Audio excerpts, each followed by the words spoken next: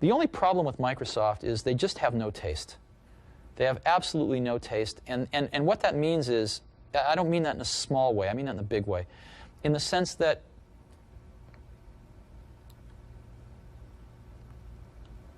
they don't think of original ideas, and they don't bring much culture into their product.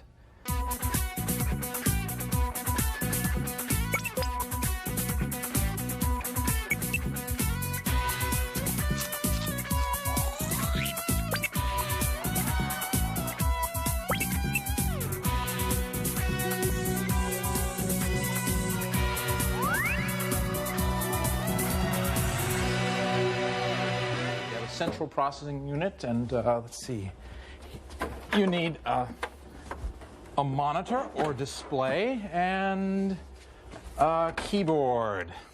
Okay, a PC, except it's not. There's something missing. A PC is a box full of electronic switches, a piece of hardware. It's useless until you tell it what to do. It requires a program of instructions. That's software. Every PC requires at least 2 essential bits of software in order to work at all. First, it requires a computer language. That's what you type in to give instructions to the computer, to tell it what to do. Remember, it was a computer language called BASIC that Paul Allen and Bill Gates adapted to the Altair, the first PC. The other bit of software that's required is called an operating system. That's the internal traffic cop that tells the computer itself how the keyboard is connected to the screen or how to store files on a floppy disk instead of just losing them when you turn off the PC at the end of the day. Operating systems tend to have boring, unfriendly names like Unix and CP/M and MS-DOS, but though they may be boring, it's an operating system that made Bill Gates the richest man in the world. So the contest begins. Who would IBM buy their software from?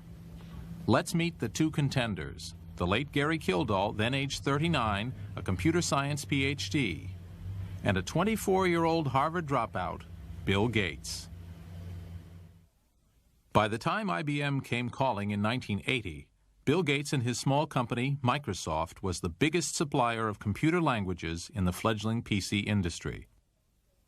Many different computer manufacturers are making the CP/M operating system standard on most models. For their operating system, though, the logical guy for the IBMers to see was Gary Kildall. He ran a company modestly called Intergalactic Digital Research. Gary had invented the PC's first operating system, called CP/M. He'd already sold 600,000 of them, so he was the big cheese of operating systems. So IBM had to choose one of these guys to write the operating system for its new personal computer. One would hit the jackpot. The other would be forgotten, a footnote in the history of the personal computer. And it all starts with a telephone call to an 8th floor office in that building, the headquarters of Microsoft, in 1980. IBM was and is an American business phenomenon. Over 60 years, Tom Watson and his son, Tom Jr., built what their workers called Big Blue into the top computer company in the world. But IBM made mainframe computers for large companies, not personal computers, at least not yet. For the PC to be taken seriously by big business, the nerds of Silicon Valley had to meet the suits of corporate America. The men from IBM came to this Victorian house in Pacific Grove, California, headquarters of digital research headed by Gary and Dorothy Kildall. Just imagine what it's like having IBM come to visit. It's like having the Queen drop by for tea. It's like having the Pope come by looking for advice. It's like a visit from God himself. And what did Gary and Dorothy do? They sent them away. This is the moment digital research dropped the ball. IBM, distinctly unimpressed with their reception, went back to Microsoft. But there was a problem.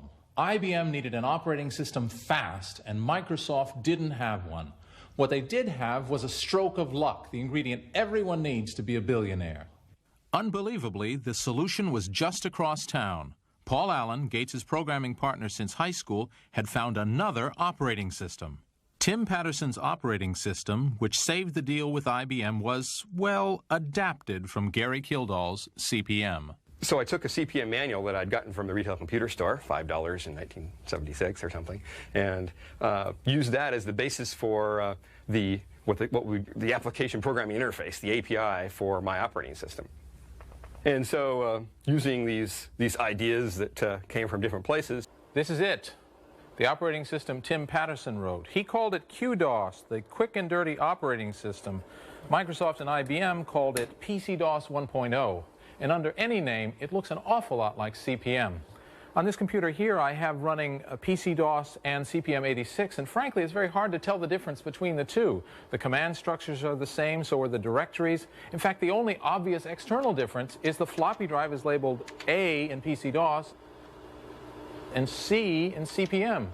Some difference, and yet one generated billions in revenue and the other disappeared. As usual in the PC business, the prize didn't go to the inventor, but to the exploiter of the invention. In this case, that wasn't Gary Kildall. It wasn't even Tim Patterson. There was still one problem. Tim Patterson worked for Seattle Computer Products, or SCP. They still owned the rights to QDOS, rights that Microsoft had to have. And so ended up working out a deal to buy the operating system from him for whatever usage we wanted for $50,000. Hey, let's pause there to savor an historic moment. For whatever usage we wanted for $50,000. After years of thinking big, today IBM came up with something small. Computers. Big Blue is looking for a slice of Apple's market share. IBM like bits and bytes mean nothing. Try this work. Money. Now they're going to sell $1,000 computers to millions of customers. Wants a piece of the pie. I have seen the future, said one analyst, and it computes. Today, an IBM computer has reached a